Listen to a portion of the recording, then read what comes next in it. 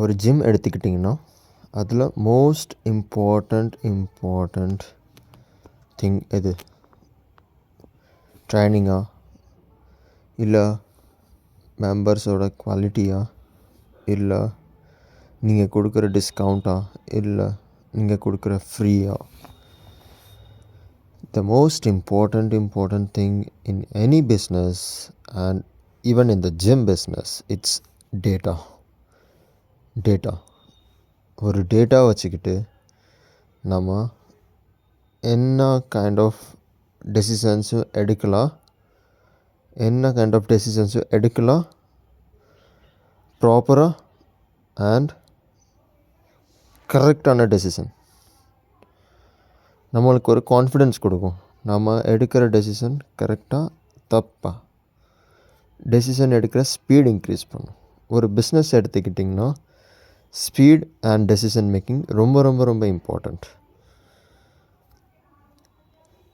So அந்த speed and decision making எப்போ அதிகமாகும்னா ஒருத்தவங்க கிட்ட கிளாரிட்டி, ஓனர்கிட்ட கிளாரிட்டி இருக்கணும். ஃபர்ஸ்ட் கிளாரிட்டி எப்படி வரும்னா டேட்டா மூலியமாக.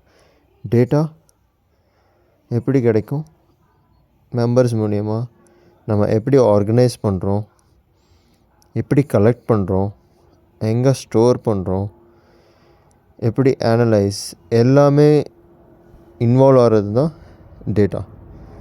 இதுக்கு பேர் சொல்லுவாங்க டேட்டா அனலிட்டிக்ஸ். ஏன்னா இப்போ எல்லாமே டேட்டா தான் ஃபர்ஸ்ட். யூடியூப்பாக எடுத்துக்கோங்க, இன்ஸ்டாகிராமை எடுத்துக்கோங்க, மார்க்கெட்டிங், அட்வர்டைஸ்மெண்ட்ஸ், டிவி, எதுவாக இருந்தாலும் ஃபர்ஸ்ட் டேட்டா தான். டேட்டா அந்த டேட்டா ஆர்கனைஸ் பண்ணுறதுக்கு ஜிம்க்கு ஆப் யூஸ் பண்ணலாம்.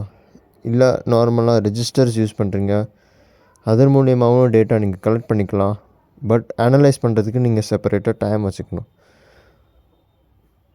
ஸோ ரிமெம்பர், டேட்டா கலெக்ட் பண்ணுங்கள், யூஸ் பண்ணுங்கள், ஆர்கனைஸ் பண்ணுங்கள். உங்கள் ஜிம் ஆட்டோமேட்டிக்காக க்ரோ ஆகும். உங்களோட டெசிஷன்ஸ் ஆட்டோமேட்டிக்காக இம்ப்ரூவ் ஆகும். Speed and accuracy. தேங்க்யூ.